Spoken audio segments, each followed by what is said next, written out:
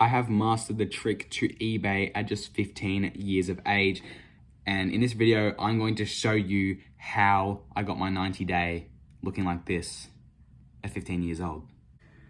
Basically, guys, in this video, I'm going to be running down my 90-day total, how I got to it, some tips and tricks, and basically just run down the amount of money that my business generates per 90 days.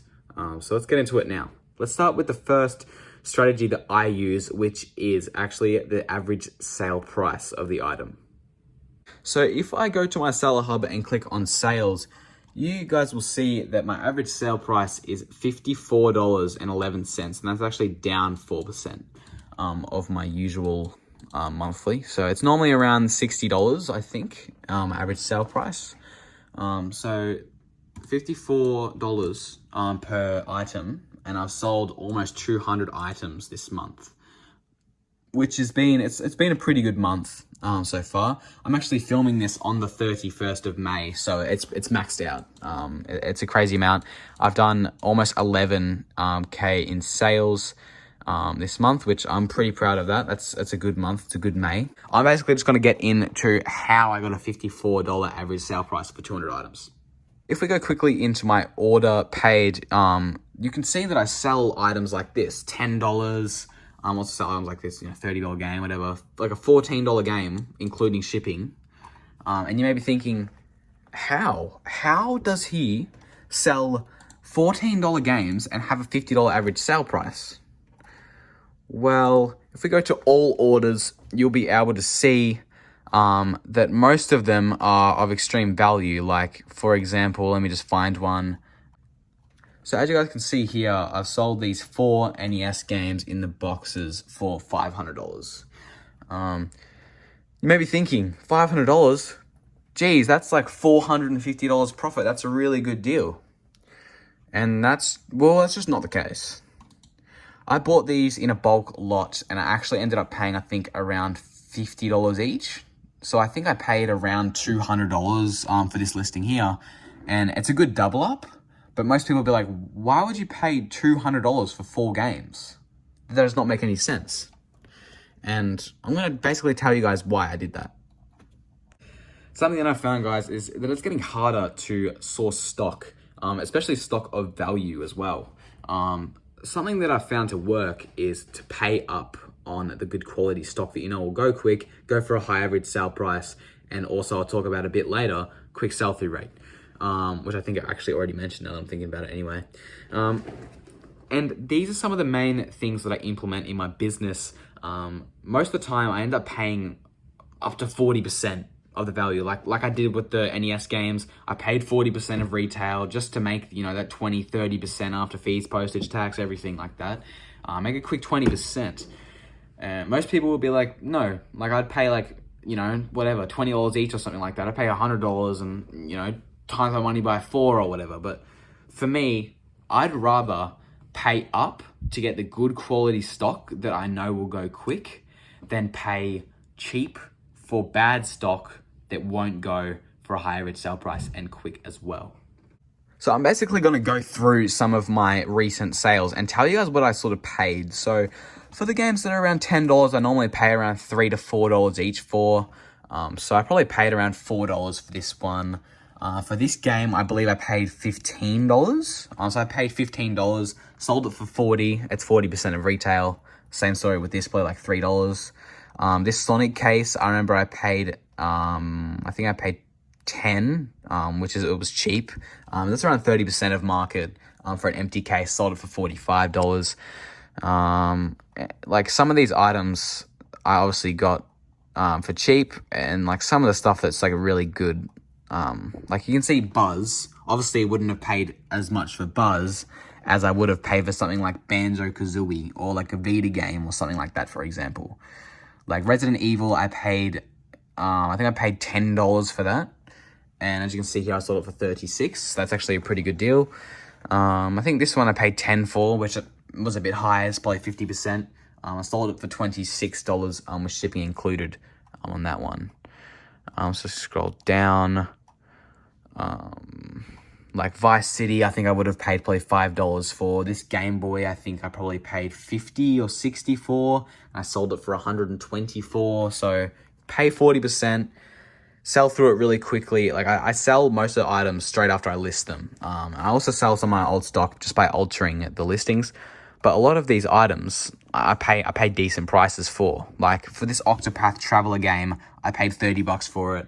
I sold it for 71. I made a quick $20 profit, and it was a very, very easy $20 profit. Just a few photos, a few photos of the game, of the cartridge and everything. Bang, chuck it on eBay and get a quick $20. That's what I'm happy with doing.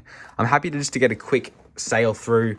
Obviously paying up for the good quality items is one of the main factors of how I got my eBay business up to 10 plus K every 30 days.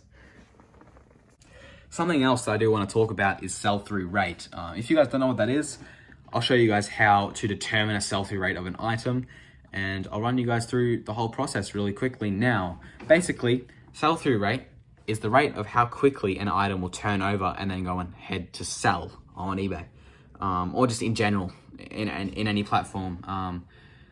So some of the main items that I look for is I want to make sure that there's more solds than there is listed. So that basically means that more of the same item sells than how many are currently available to buy. Those are the types of items that you want to get because you know that they'll sell so quick. I'm going to run you guys through basically how to check right now.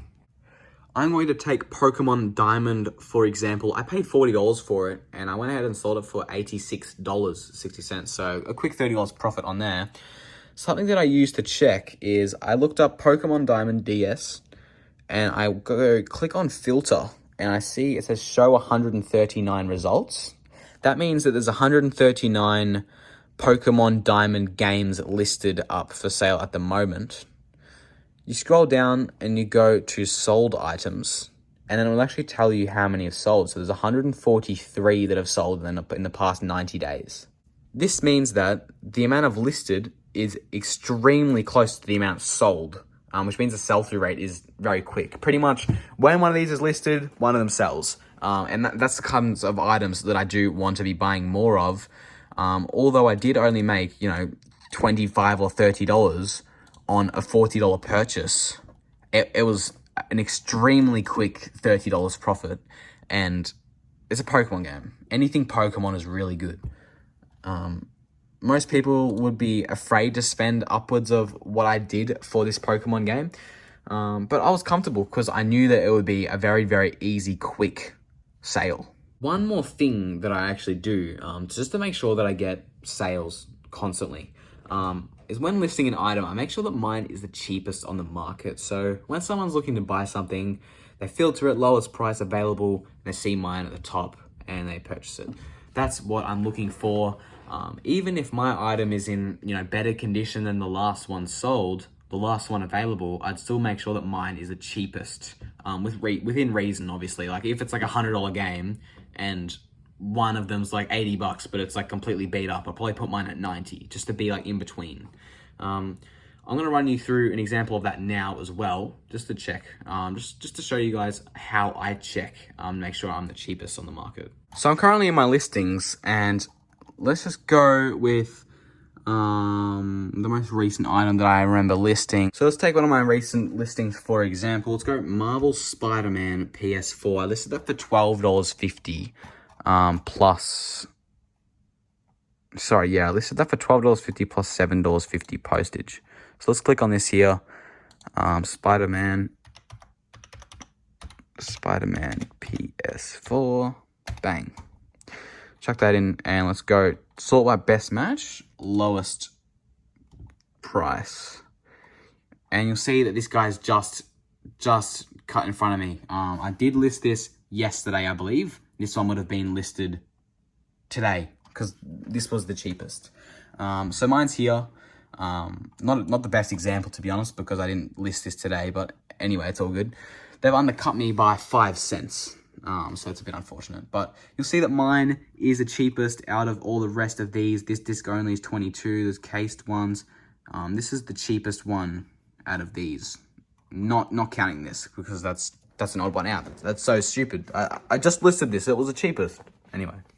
Another way that I can actually prove this theory is if I go to my recent sales and see if there's any cheaper ones than the ones that I've sold. So I'm going to go that now. I'm going to go to all orders, and I'm going to flip the camera around now, and I'm going to show you guys my most recent orders. Most recent orders here was Assassin's Creed Origins, went for $17.50. So let's look that up. Assassin's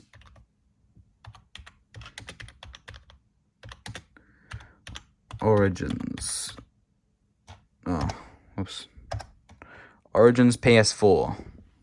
$17.50 was mine, most recent. Let's go lowest first. And bang. See, there's no other ones that were cheaper than mine. So the first person that said, I want to go buy Assassin's Creed Origins, they would have gone in here, lowest price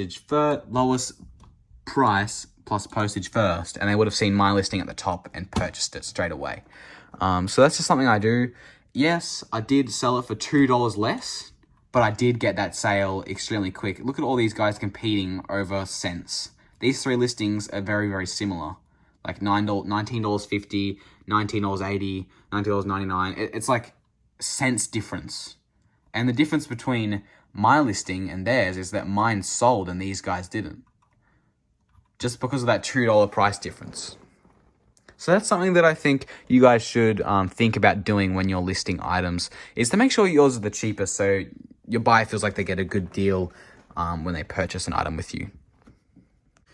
So my 90-day total is $27,000 Australian dollars. If anyone's watching from international countries, US, UK, comment down below.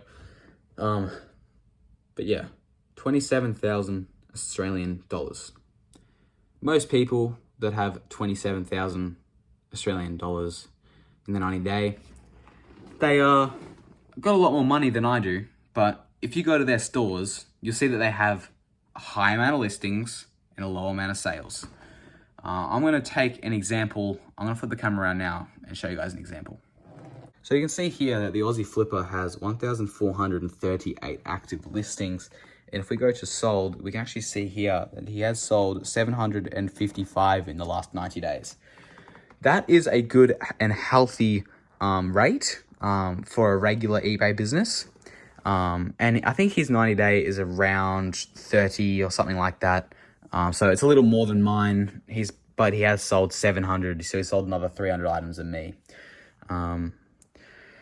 See, the difference between our stores is that the amount of money that he's paying per game. So, for example, he'd probably pay a few dollars each across the board for these games. Like, he probably would have paid $3 for this game here. He probably would have paid $3 across the board in a bulk deal or something like that. Me individually, for me to get the stock, I would pay, I'd pay $8 for that $25 game, and I'd pay $6 for the $20 games, and I'd pay $10 for the $35. I'd individually pay. I pay the individual prices. Like for this $45 game, I might pay $15 just to get my hands on it.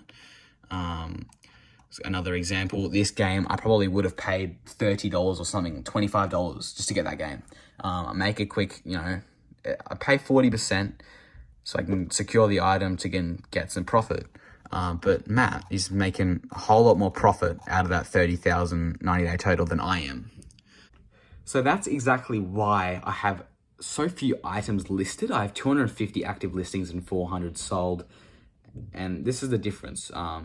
If you have more items, you have more sales, and you have a little bit more revenue, but you have a lot more profit. There's a lot more profit in it when you're paying less for the items, obviously, and there's a lot more profit in it when you have more items, which is why I'm trying to grow my store as well. If you guys think you should grow your store out to a certain number of listings or a certain number of sales, and you're just getting items, you're just like, I need to list this many items per day, don't do that. It's just a waste of time. If you're just going to you're going to make sure you list, 10 items a day, and you're just getting crap. You're just getting bad listings, books, DVDs, stuff with low sell-through rates that's just not going to sell. Trust me, you do not want to waste your time listing it. Go ahead, go to the market, sell it off, go to the op shop, donate it, especially if it's not worth that much money anyway.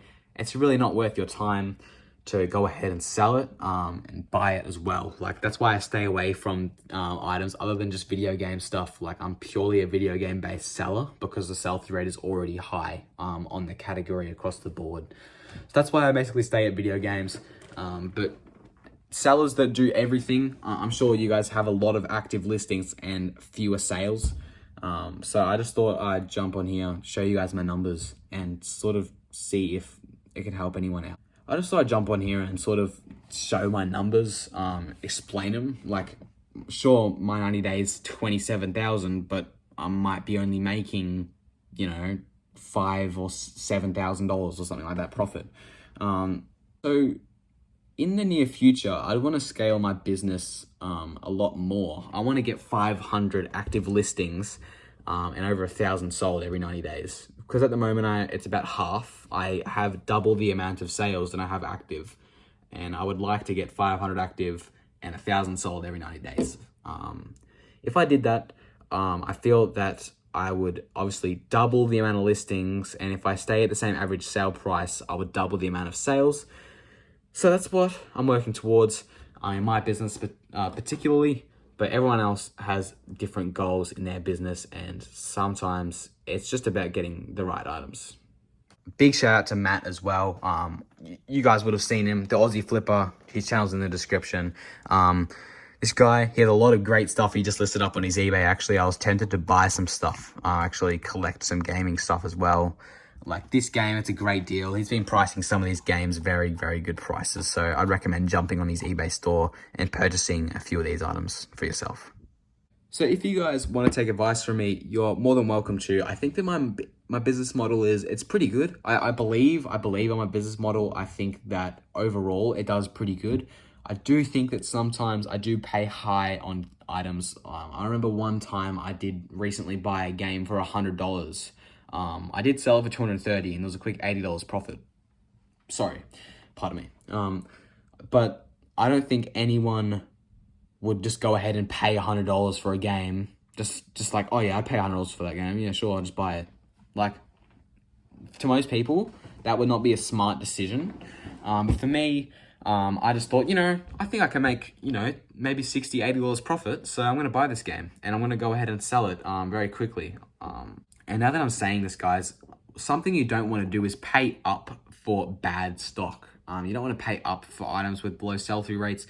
I mainly only pay up for, good quality items, average sale price $50, $60 or more, and obviously a quick sell-through rate. I wouldn't pay up for items that don't sell through quickly because it's just not very smart to have a lot of money, tied up into a couple items that don't have a good sell-through rate. It's not a good idea. And I've learned from that. Hopefully you guys don't have to learn. Hopefully you guys can learn from me actually, and to not do that for yourself. But yeah, that's pretty much it. Thank you guys for watching this video. If you guys have any comments or any questions for me, chuck them in the description or in the comments actually.